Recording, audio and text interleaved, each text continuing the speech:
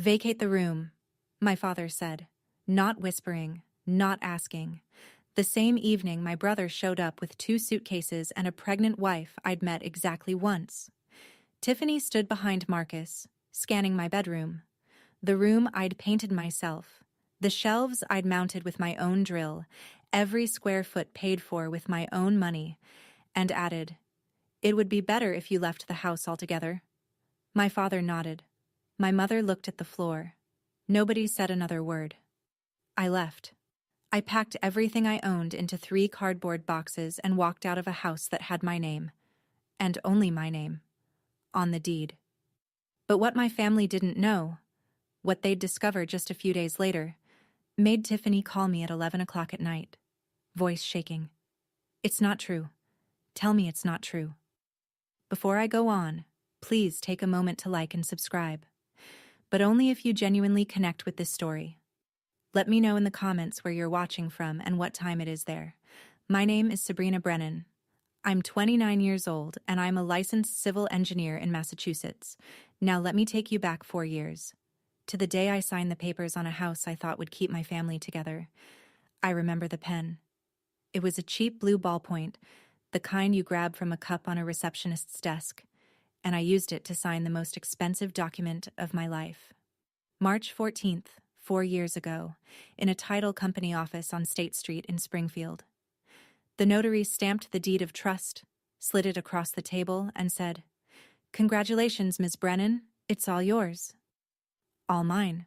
My name, Sabrina Brennan, was the only name on that deed.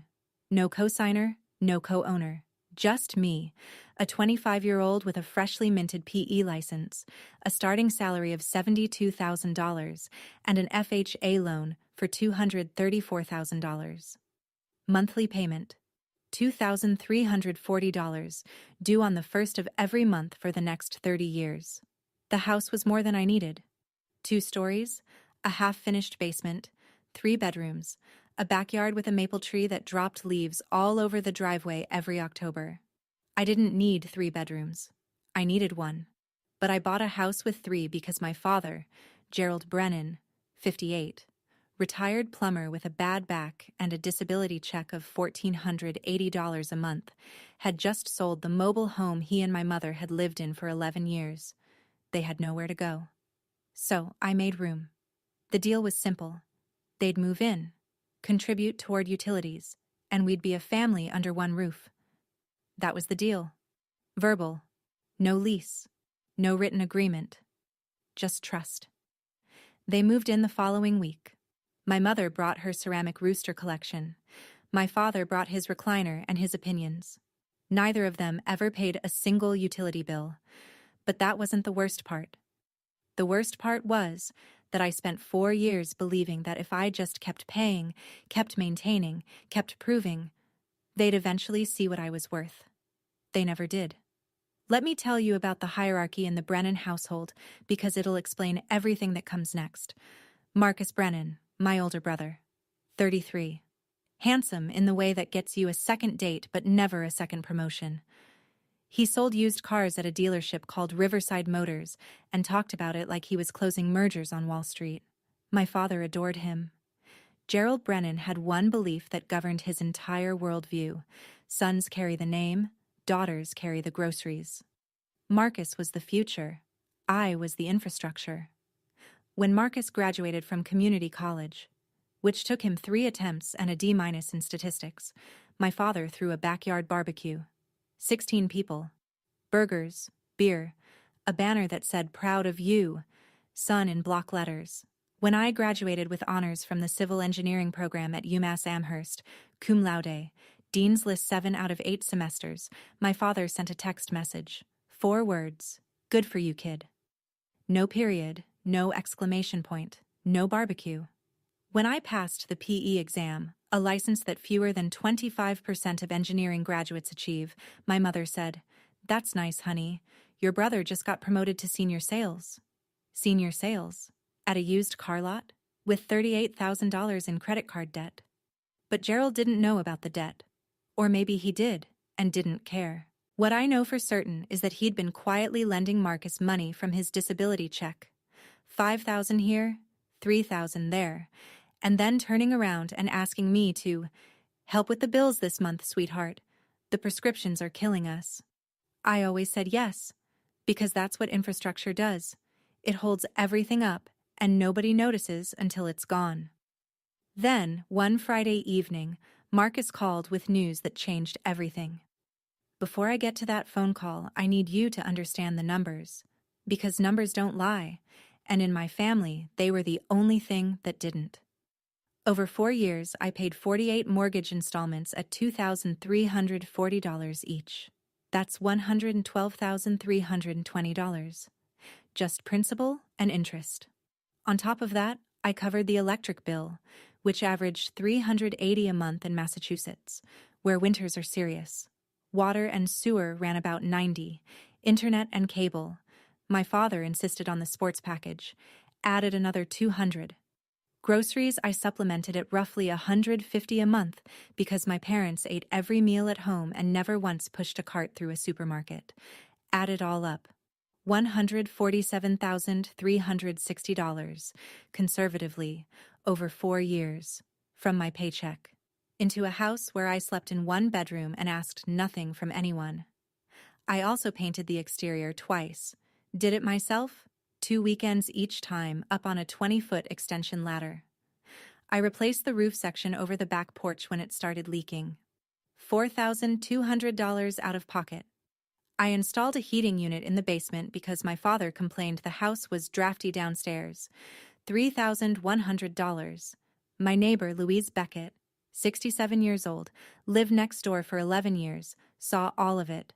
Every ladder session, every bag of mulch. Every Saturday morning, I was out there with a snow shovel at 6 a.m. while my parents slept. Louise stopped me once, leaning over the fence. "Honey, where's your family when you're up on that ladder?" I smiled and said, "They're inside. That's kind of the point, so they can be comfortable inside." Louise gave me a look I didn't understand then. I understand it now. It was pity. Then Marcus called. "Sabrina, I'm coming home. And I'm not coming alone." Marcus's voice had that particular brightness it only got when he wanted something. I'd heard it before. When he needed a cosigner, I said no. When he wanted to borrow my car for a weekend that turned into 2 weeks. When he asked me to talk to Dad about sending him more money. This time, he was bringing Tiffany, his wife of 8 months, 7 months pregnant. They arrived on a Friday evening. 2 large suitcases. 3 boxes of baby supplies, and Tiffany, who stepped out of Marcus's car and looked at the house the way you'd appraise something at an auction.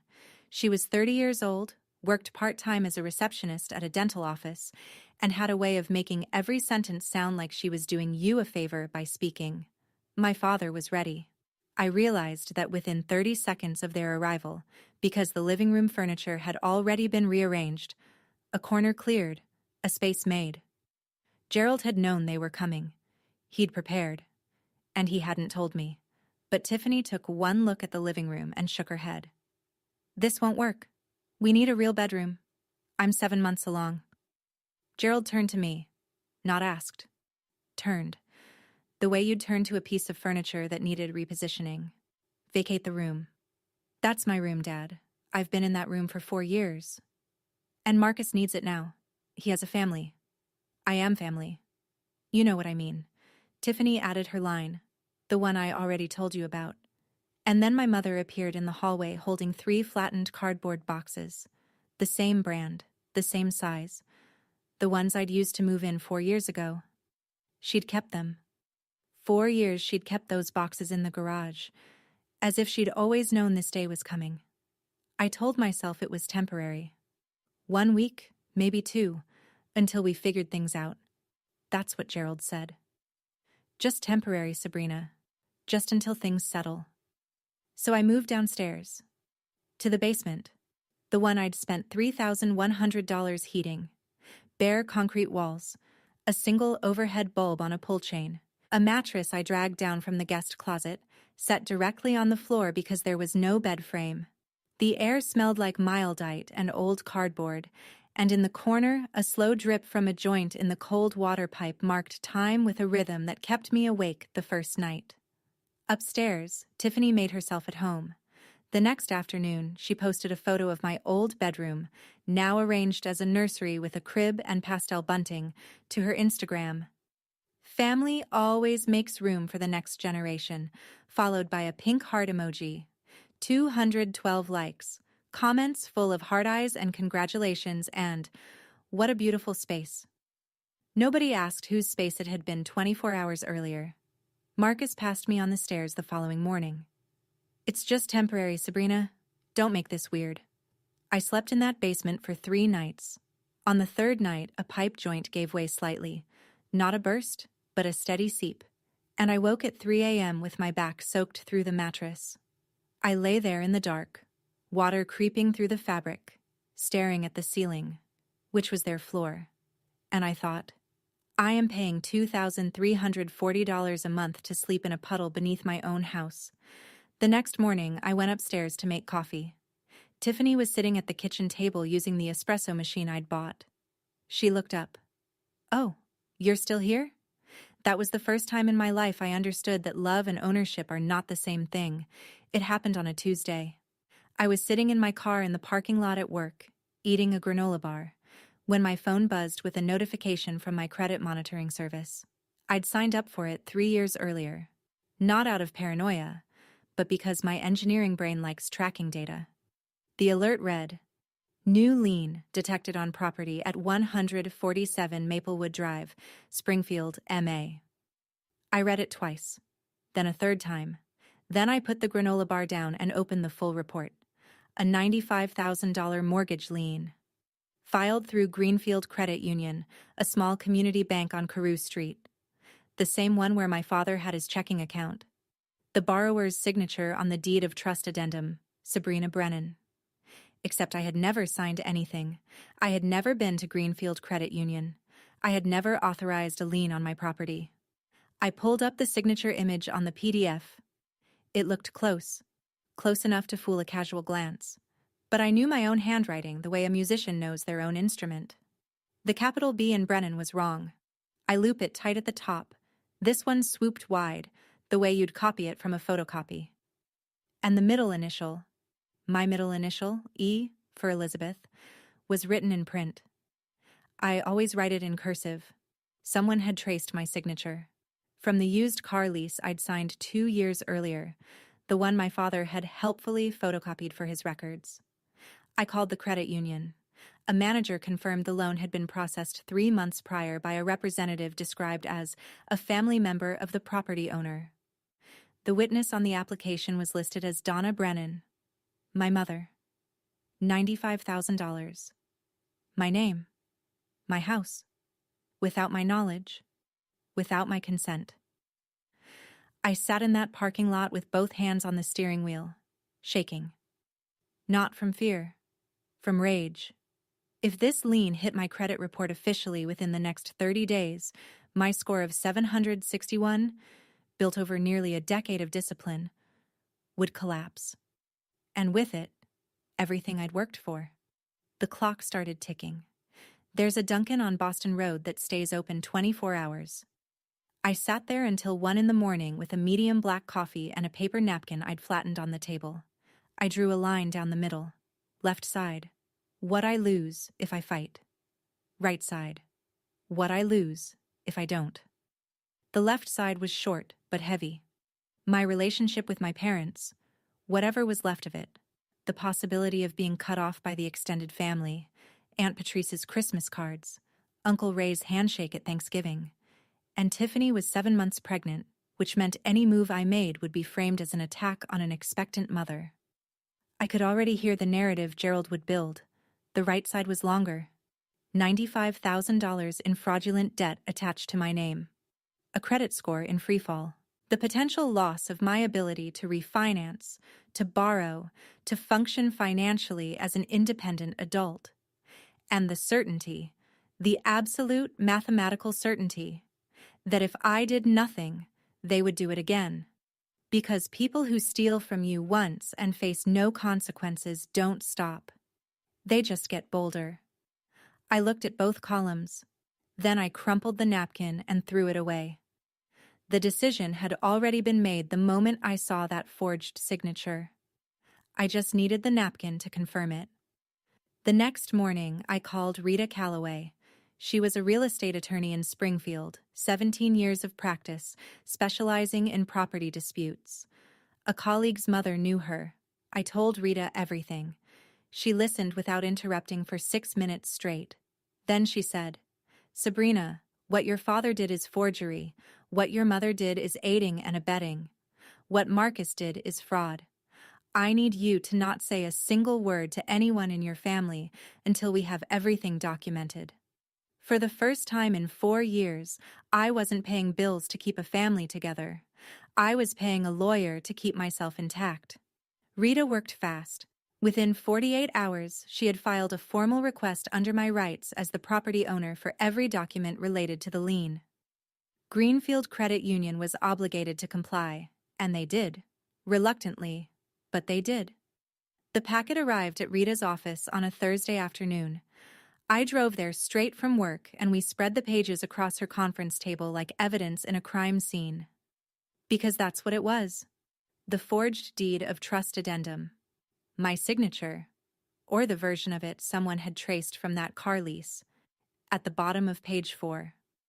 My mother's name as witness on page 5, in her unmistakable handwriting, Donna Brennan, written with the same green ink pen she'd used for 20 years. Then the transaction records. Rita had highlighted them in yellow. $38,000 transferred directly to a credit card account registered to Marcus G. Brennan. His entire outstanding balance, wiped clean in one wire. $22,000 to Riverside Motors. A down payment on a vehicle. $15,000 withdrawn in cash by Donna Brennan over 3 separate visits. And $20,000 sitting untouched in Gerald Brennan's personal savings account. A slush fund. A retirement cushion built on my name. $95,000, parceled out like Christmas gifts, while I slept on a wet mattress in the basement. Rita looked at me over the top of her reading glasses. They thought they were clever. But clever people don't forge documents on a property they don't own with a credit union that keeps digital records of everything. She also told me something I hadn't considered. The loan officer who'd processed the application, a man named Derek Gaines, had bypassed the standard identity verification protocol. No in-person confirmation, no video call. Just Gerald's word and a photocopied signature. "We have more than enough," Rita said. "Now, when do you want to move?" Day 12. That's how long it took from the moment I discovered the forged lien to the moment I walked out of 147 Maplewood Drive with 3 cardboard boxes, a duffel bag, and a plan. I'd signed a lease 3 days earlier on a studio apartment 8 minutes away, 900 square feet, clean, quiet, $1,100 a month. I signed it with the same pen I used for mortgage payments, and for the first time, the money felt like it was going somewhere that belonged to me. The packing took less than 2 hours. 4 years in that house, and my entire life fit into 3 boxes and a bag. Clothes, laptop, my PE license in its frame, the small toolbox I'd used to fix everything from the kitchen faucet to the porch railing, a photo of my grandmother Helen that I kept on my nightstand. Before I left, I placed a white envelope on the kitchen table. Inside, a photocopy of the deed of trust, my name, highlighted, and a single handwritten note on plain paper. "This house is mine. The mortgage is mine. Everything else is about to change." I drove away at 6:15 in the evening. The maple tree in the front yard was beginning to turn, the first edges of orange creeping into the green. I didn't look back. Gerald found the envelope at 7. Donna told me later what happened. He opened it, read the deed copy, read the note, and tore the paper in half. Then he said, "She's bluffing." He didn't know that the deed copy was just a copy. The original was locked in a safe deposit box at my bank, along with every piece of documentation Rita had certified. He tore up a photocopy and thought he'd won. I let him think that. He had 18 days left. The first week after I left, the Brennan family settled into my house like they'd inherited it. Tiffany posted an Instagram story from the living room. Finally, a house that feels like home. 187 views. She'd rearranged the furniture, hung a wreath on the front door, and placed a welcome mat over the threshold I'd paid for. Marcus mowed the lawn for what I'm fairly confident was the first time in his life and posted a selfie with the caption, "Dad duty starts early." Gerald controlled the narrative the way he controlled everything, decisively and without evidence. He called Uncle Ray. He called Aunt Patrice. He called his own mother, Helen. His version of events, as I later pieced together from multiple sources, went like this. Sabrina moved out. She wanted her own space, very independent girl. No mention of the basement, no mention of the eviction from my bedroom, no mention of the forged mortgage, just a proud father whose capable daughter had decided to spread her wings. My mother called me once that week, not to ask how I was, not to say she missed me. She called to ask, "Did you pay the electric bill before you left?" Gerald said the lights flickered. I let that sentence sit in silence for 3 full seconds before I answered. Meanwhile, Rita and I were working through our checklist. The fraud complaint to Greenfield Credit Union. Filed. Formal disputes with all 3 credit bureaus. Experian, TransUnion, Equifax. Submitted with supporting documentation. And the final piece. The 30-day notice to quit. Prepared and ready. Addressed to Gerald Brennan, Donna Brennan, Marcus Brennan, and Tiffany Brennan. Under Massachusetts law, occupants without a lease are entitled to 30 days written notice before eviction proceedings can begin. Rita scheduled the process server for day 17. The same day as Gerald's open house. 45 guests. Perfect timing. It started with the heating system. Day 5 after I left, the thermostat in the main unit glitched. A quirk I'd learned to fix myself by resetting the breaker and recalibrating the temperature sensor. It took 90 seconds if you knew what you were doing. Gerald did not know what he was doing. He called an HVAC company. They quoted him $2,800 for a diagnostic and potential part replacement.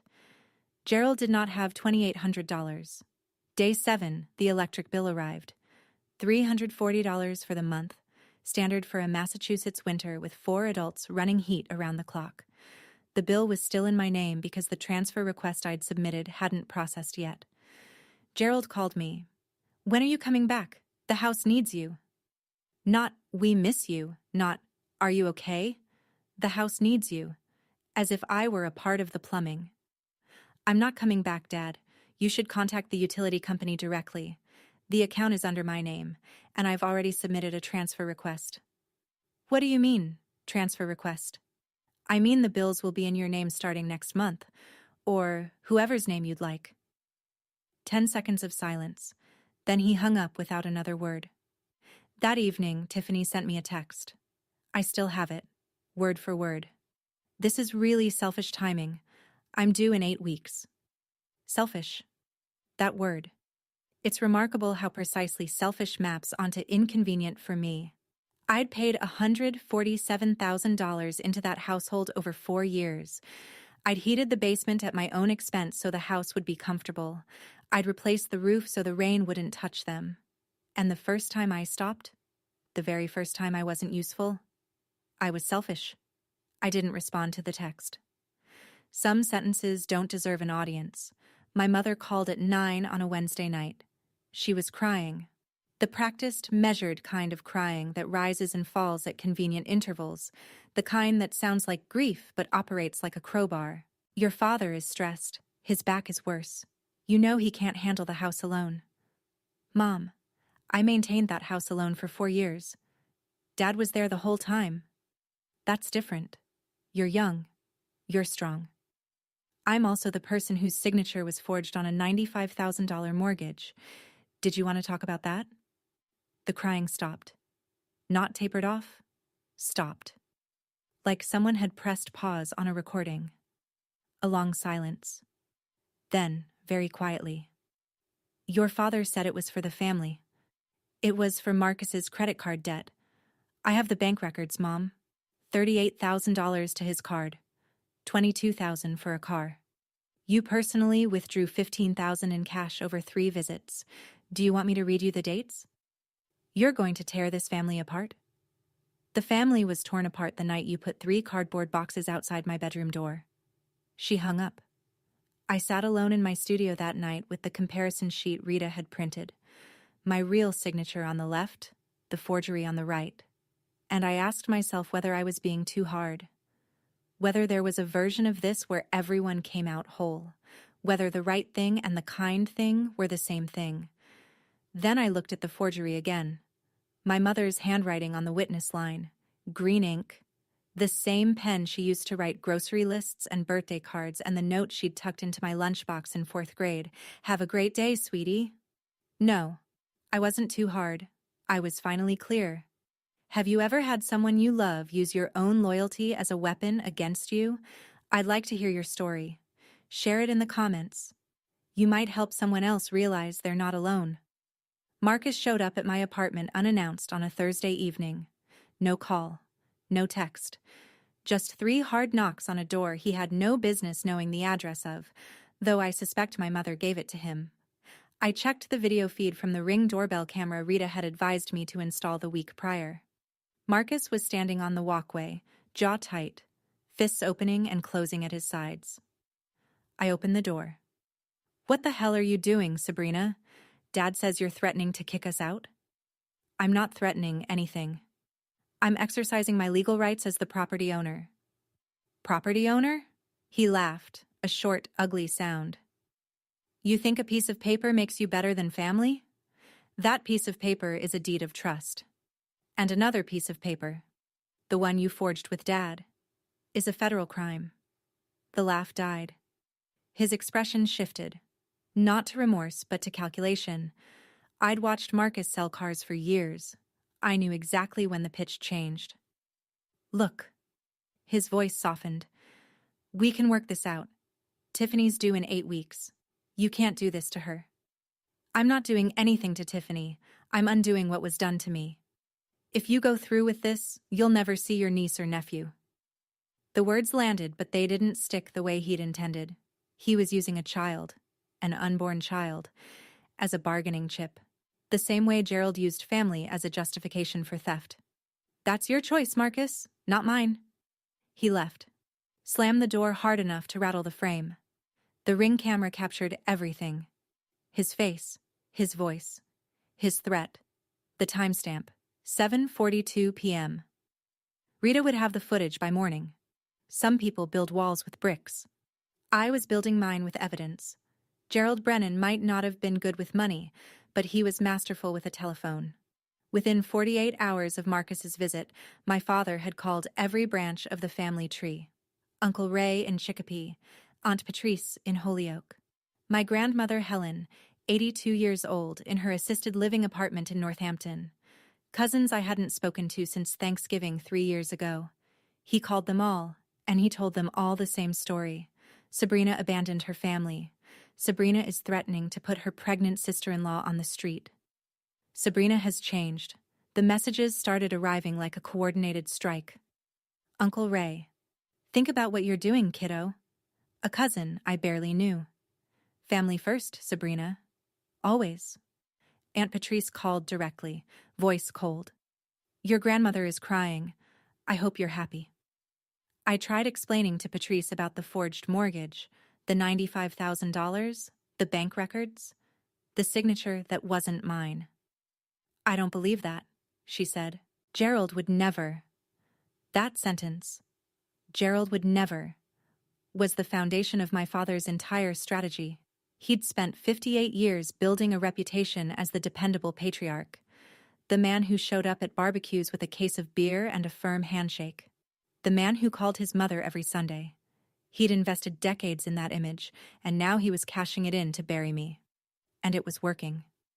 In the court of family opinion, I was guilty without trial. I called Rita, told her everything. She listened, then said something that landed like an anchor. Don't fight the narrative, let the documents speak. And they will. At the right time. When? She glanced at the calendar on her desk. The open house. When all of them are there. 45 people. Perfect audience. I swallowed. That's in 5 days. Then we have 5 days to get ready. On day 14, the letter arrived at Rita's office on Greenfield Credit Union letterhead. She called me at work. "You're going to want to come in." I drove to her office during my lunch break. She'd already set the letter on her desk, turned so I could read it. The key paragraph was the third one, and I'll remember the language for the rest of my life. Following an internal compliance review, the signature on the deed of trust addendum dated, redacted, does not match the authenticated signature on file for the property owner, Sabrina E. Brennan. The associated loan has been suspended pending further investigation. Suspended. Not resolved. Not yet. But suspended. The lien would not be reported to the credit bureaus. My 761 score was safe. For now. Rita continued. The loan officer who'd processed the application, Derek Gaines, had been placed on administrative leave effective immediately. The bank's compliance team had flagged multiple procedural violations, most critically, the absence of in-person identity verification. Gaines had later admitted in an internal interview that Gerald Brennan was a regular customer who'd bought him beers a couple of times and had told him the property owner was out of town but fully aware of the transaction. Beers. My father had traded beers for my financial identity.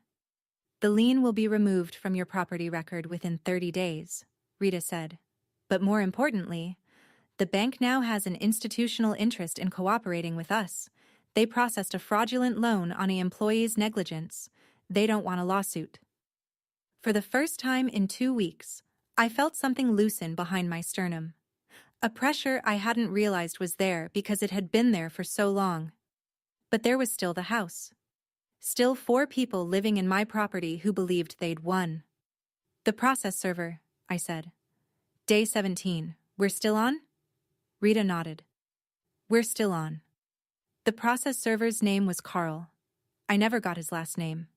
He was in his 40s, built like someone who'd played football in college and never entirely stopped, and he had the blank, professional calm of a man who hands people bad news for a living.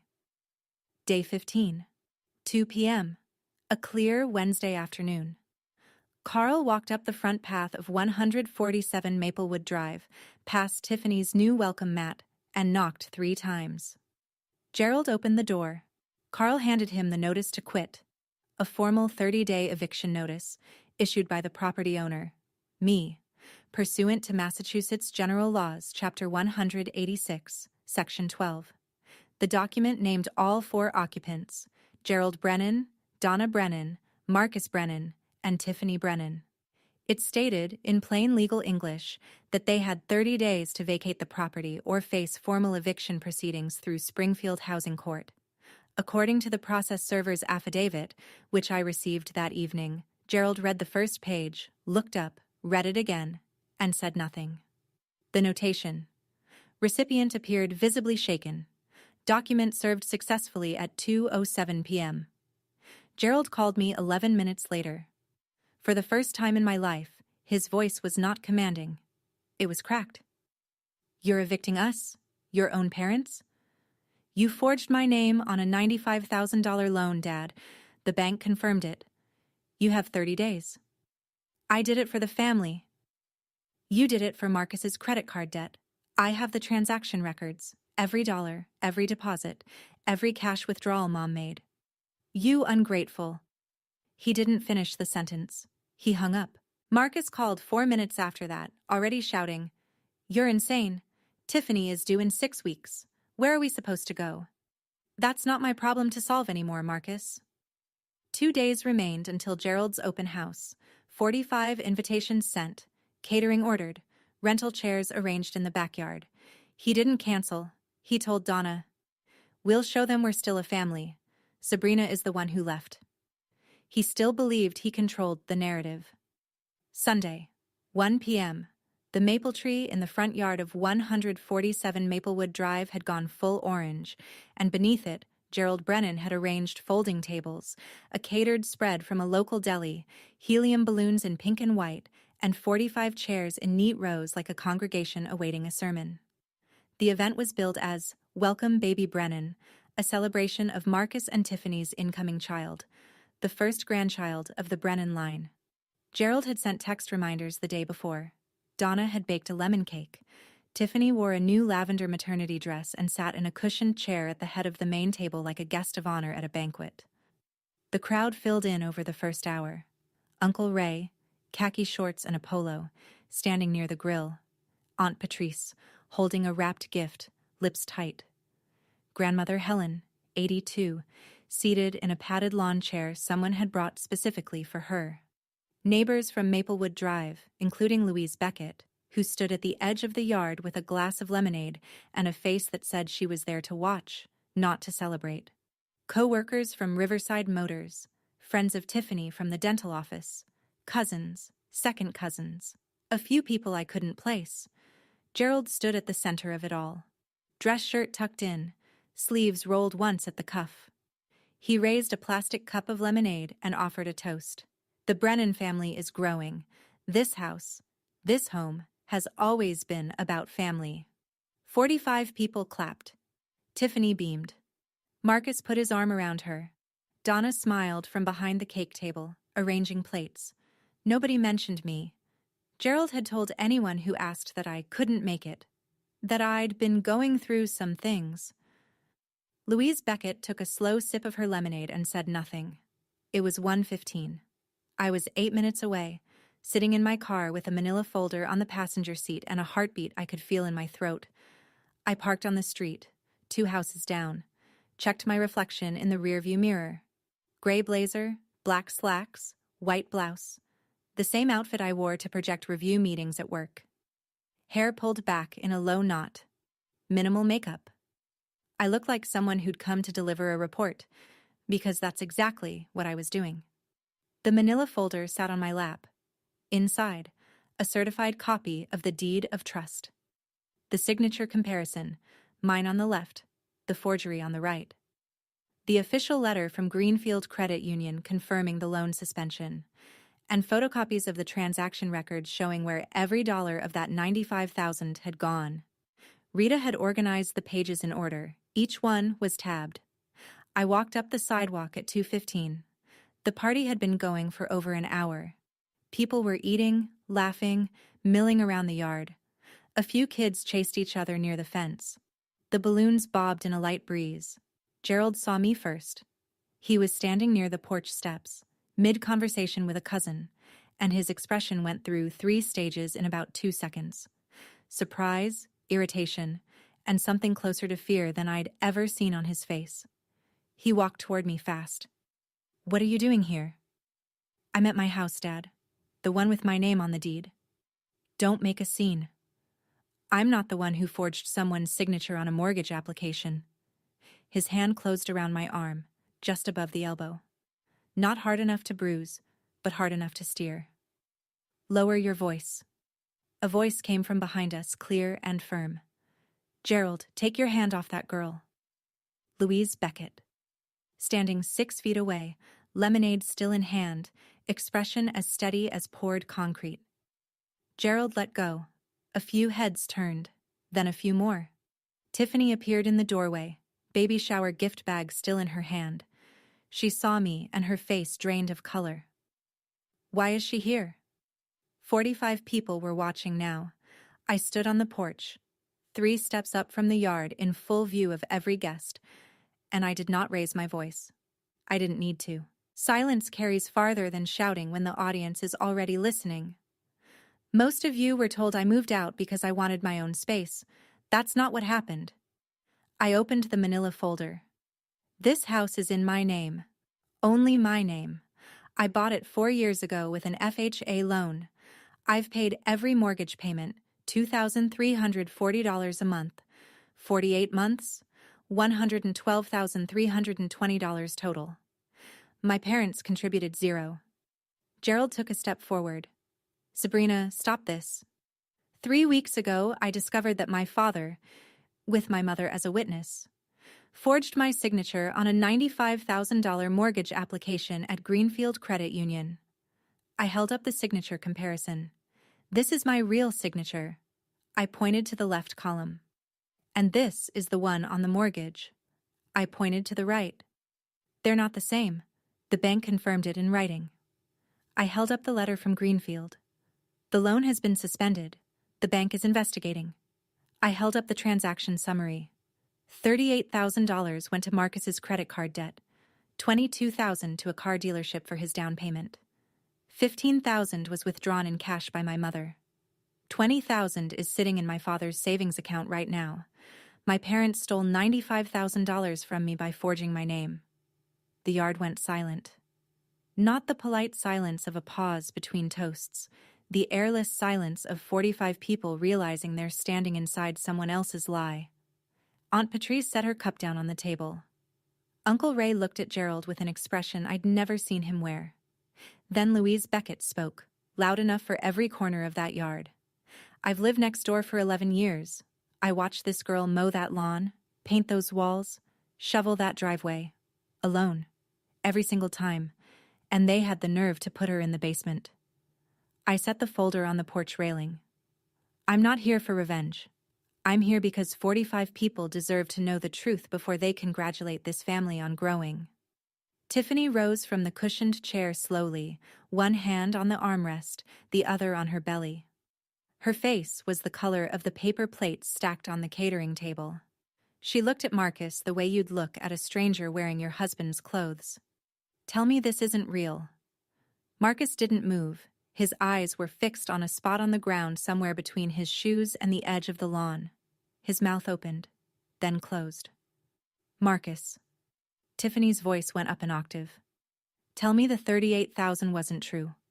Tell me you didn't use stolen money to pay off your debt. It's complicated, Tiff. It's not true. Tell me it's not true. Her voice broke across the yard like glass on tile. A child near the fence stopped running. Uncle Ray set his plate down. Grandmother Helen, seated in her padded lawn chair, gripped both armrests and stared at her son with the kind of stillness that precedes a verdict. Gerald tried. He stepped forward, arms out, the patriarch reassembling his stage. Everyone, this is a family matter. Uncle Ray cut him off. A family matter? You forged your daughter's name, Gerald. That's not a family matter. That's a crime. Aunt Patrice, the same woman who'd told me my grandmother was crying because of me, picked up the wrapped baby gift she'd brought, set it back in her bag, and stepped away from the table without a word. Then Helen spoke. Her voice was thin from age but harder than anything I'd heard that afternoon. Gerald, I didn't raise you to be a thief. Mom, sit down and be quiet.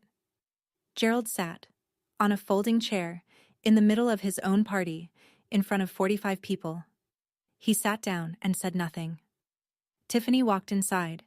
The screen door slammed behind her. One by one, guests began collecting their things. Nobody took leftover cake. Nobody said congratulations. The open house was over. The house was mine. An hour later, the yard looked like the aftermath of something canceled mid-sentence. Folding tables still up, paper plates caught in the grass, pink and white balloons tethered to the mailbox, bobbing in a wind that no longer had a party beneath it. I sat in my car at the curb, engine off, hands on my knees. I'd expected to feel something sharp, triumph, relief, the clean snap of justice delivered. Instead, I felt hollow, like I'd just pulled a tooth that had been rotting for years. Necessary, correct, and nothing about it felt good. Through the front window, I could see Gerald sitting in the living room, just sitting. Donna was in the kitchen. I could see her shadow moving behind the curtain, wiping the counter, the way she always did when she didn't know what else to do. Upstairs, behind the closed door of the nursery that used to be my bedroom, Tiffany had locked Marcus out. I could hear it even from the curb. Her voice, muffled but unmistakable. You told me you got a bonus? A bonus, Marcus. You lied to my face for 3 months. I was going to tell you. When? After the baby was born? After we moved into a house that isn't even ours? A car pulled up behind mine. Uncle Ray. He got out, walked to my window, and stood there for a moment before he spoke. I owe you an apology. I believed your father. I shouldn't have. Thank you, Uncle Ray. That means a lot. He nodded once, got back in his car, and drove away. Aunt Patrice left without stopping. But 48 hours later, she'd send a text, 2 paragraphs long, an apology she clearly rewrote several times. I started my car and pulled away from Maplewood Drive. In the rearview mirror, the balloon still floated above the mailbox, pink and white against a gray sky, celebrating something that no longer existed. Tiffany called that night at 9:30. Her voice was different from what I expected.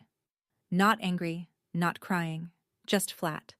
The voice of someone who has run out of feelings and is now running on information.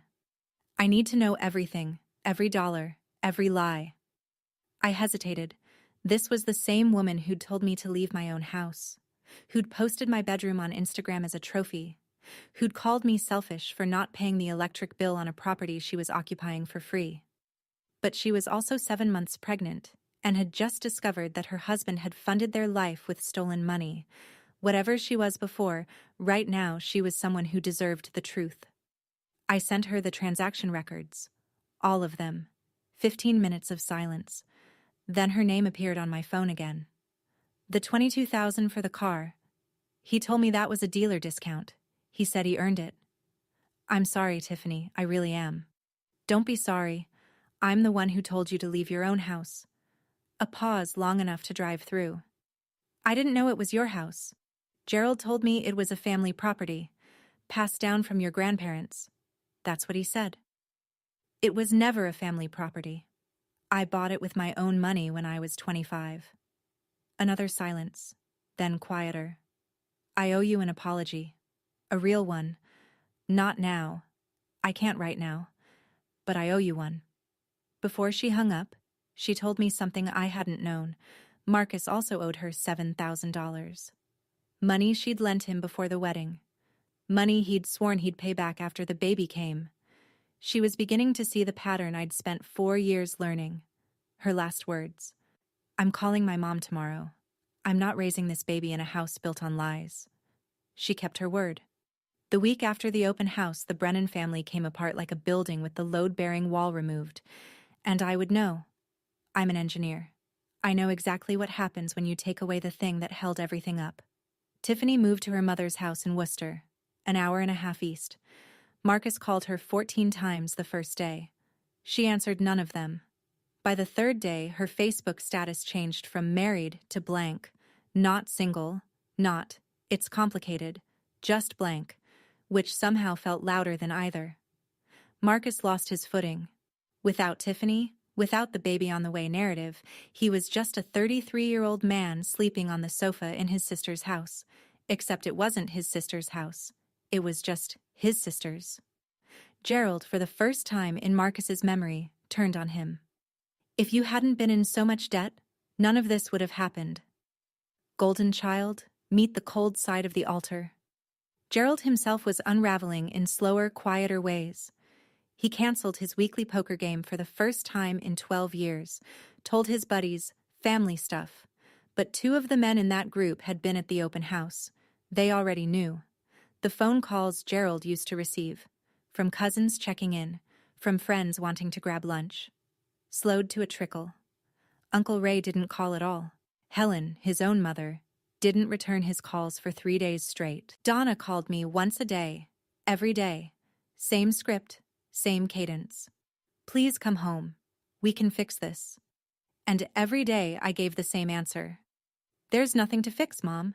There's only what happens next. On Friday, a letter arrived at 147 Maplewood Drive from Greenfield Credit Union.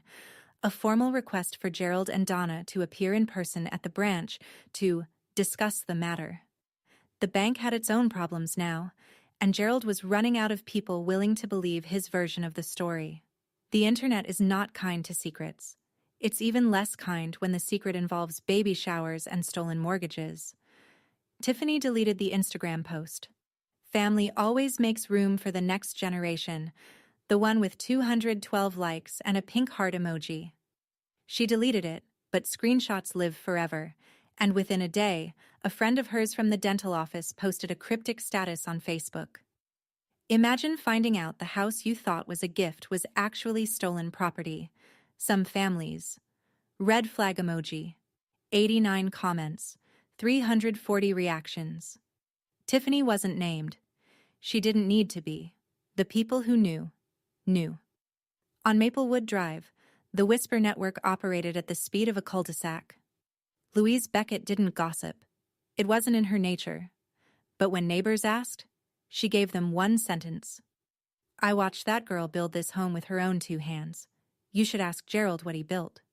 It was the kind of line that didn't need a follow-up. People filled in the rest themselves. At Riverside Motors, Marcus's co-workers had been at the open house. 2 of them. They'd seen the documents, heard Tiffany scream, watched Gerald get told to sit down by his own mother. One of them asked Marcus on Monday morning, "Hey, wasn't that your sister's house?" Marcus didn't answer. He requested 3 days of personal leave. His manager approved it without questions. Some silences are louder than explanations. Aunt Patrice sent me a text on the second Tuesday. It was longer than I expected and more honest than I deserved from someone who'd told me my grandmother was crying because of me. Sabrina, I am sorry. I should have listened to you before I judged you. I always wondered how Marcus afforded that new car. Now I know. I hope you can forgive me in time. I didn't reply right away, but I saved the message. Some apologies need to sit before you know what they weigh. Day 30. The eviction notice expired on a Tuesday morning. No extensions, no negotiations, no last-minute phone calls that changed anything. Rita sent a final formal letter to the house. If all occupants had not vacated by end of day, we would file for a court-ordered eviction through Springfield Housing Court. The letter was addressed to Gerald. It arrived by certified mail. He signed for it. That signature, at least, was his own. Gerald called me that afternoon. His voice was different. Not angry, not commanding, not even the cracked version from weeks ago. It was flat, depleted. The voice of a man who has run out of people to blame and hasn't yet learned how to look in a mirror. Where are we supposed to go, Sabrina? I've already looked into this for you. There are 2 apartments available on Elm Street. $1,200 and $1,400 a month. Your disability check covers rent. Mom can apply for part-time work. That's your starting point. Silence. I'm not throwing you out with nothing, Dad. I'm telling you that you can't live in a house you stole from me. There's a difference. I didn't steal. Yes, you did. More silence. Then, okay. That was it. 1 word. The smallest, heaviest word he'd ever spoken to me.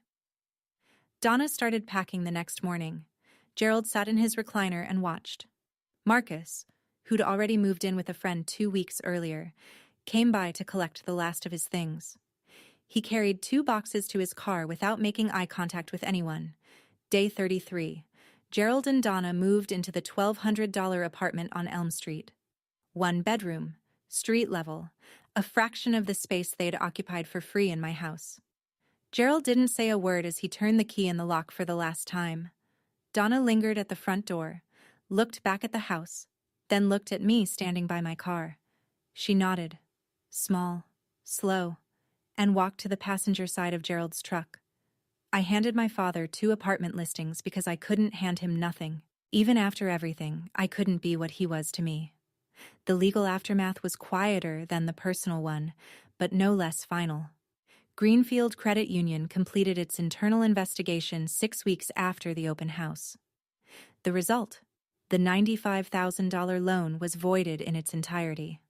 The lien on 147 Maplewood Drive was removed from all property records. The fraudulent entry on my credit file was expunged through formal disputes with Experian, TransUnion, and Equifax. My score, which had never actually dropped, thanks to Rita's preemptive action, climbed from 761 to 774 once the lien removal was reflected. Derek Gaines, the loan officer who'd processed the application on Gerald's word and a few beers, was terminated. The bank sent me a formal apology letter and offered a $5,000 goodwill compensation. I declined the money. Instead, I asked for a written commitment that Greenfield would implement mandatory in-person identity verification for all future mortgage applications. They agreed. Rita had the commitment notarized. The harder question came next: criminal charges. Rita laid it out plainly. What Gerald and Donna had done, forging a signature on a financial instrument, constituted forgery under Massachusetts General Laws, Chapter 267, Section 1. What Marcus had done, knowingly receiving proceeds, was fraud. I had standing to file a criminal complaint. I chose not to. Not because they didn't deserve it. Because I didn't want to spend 2 years in courtrooms revisiting the worst thing my family had ever done to me. I'd already won. I had my house, my credit, my name back. I didn't need a conviction to know I was right. But Rita sent Gerald one final letter.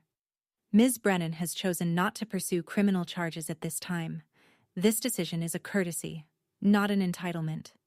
Any future unauthorized use of Ms. Brennan's identity or property will be referred directly to law enforcement. Donna told me later. Gerald read that letter twice, folded it, and put it in a drawer. He never mentioned it again. Some warnings don't need to be loud. They just need to be permanent.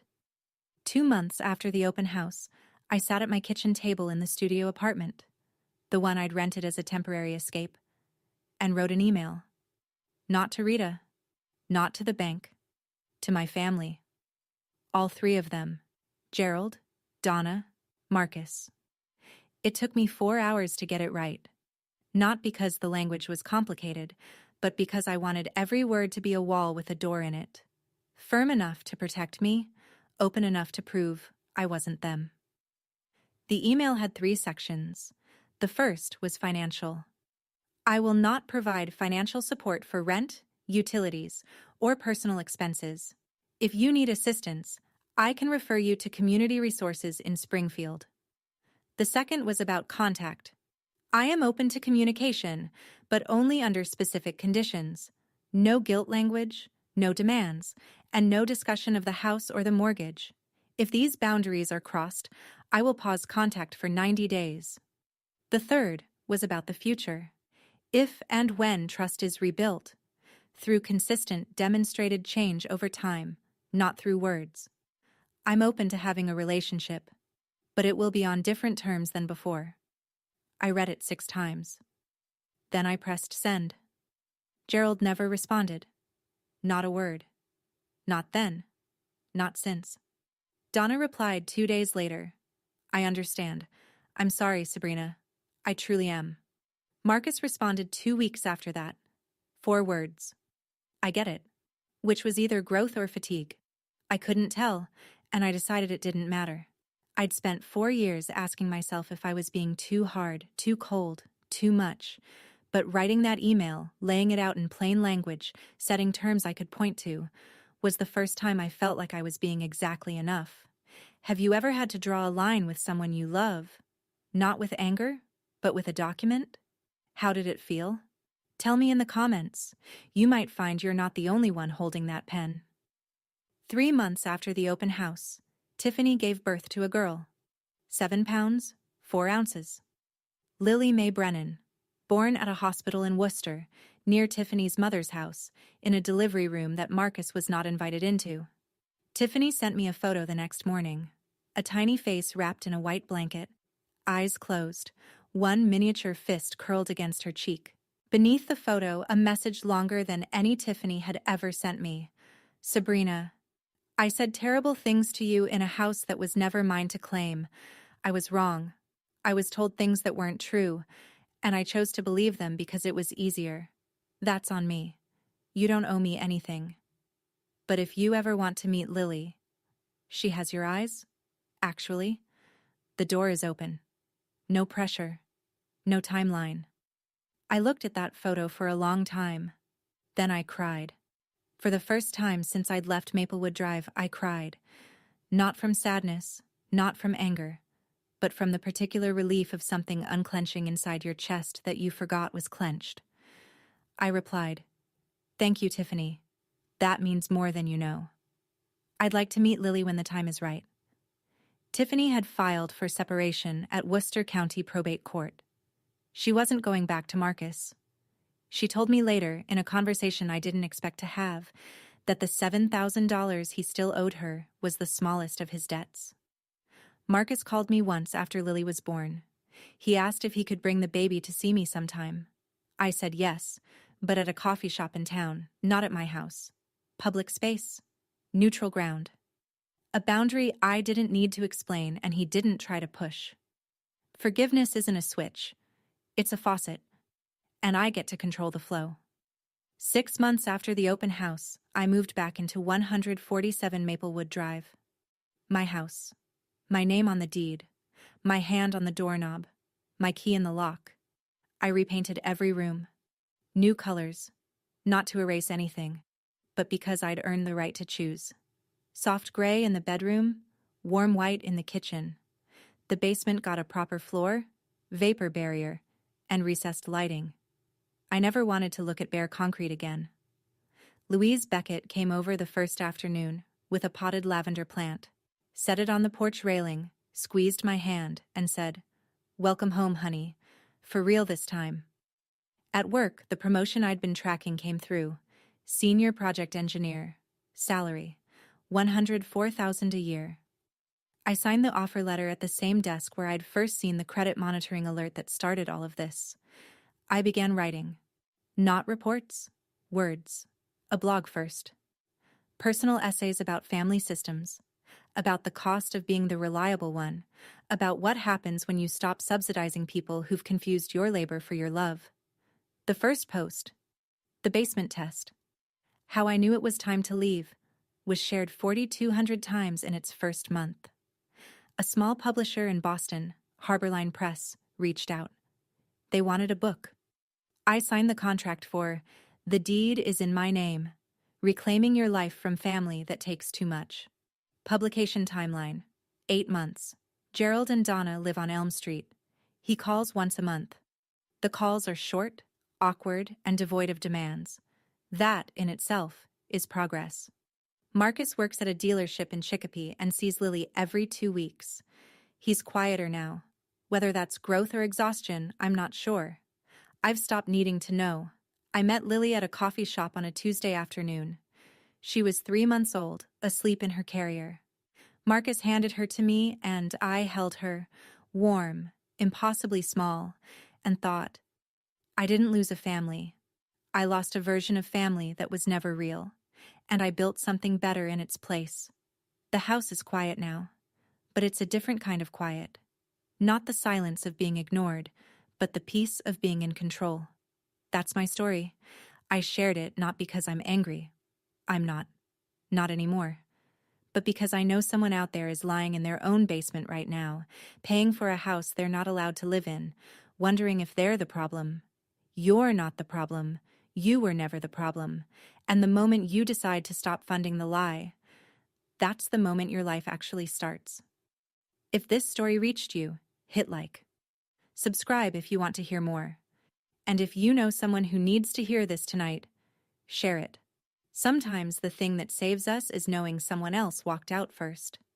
There's another part of this story I haven't told yet, about the conversation between Gerald and his mother Helen, the one that happened a week after the open house, the one Donna said changed something in him permanently. That story is in the video linked in the description. I'll see you there.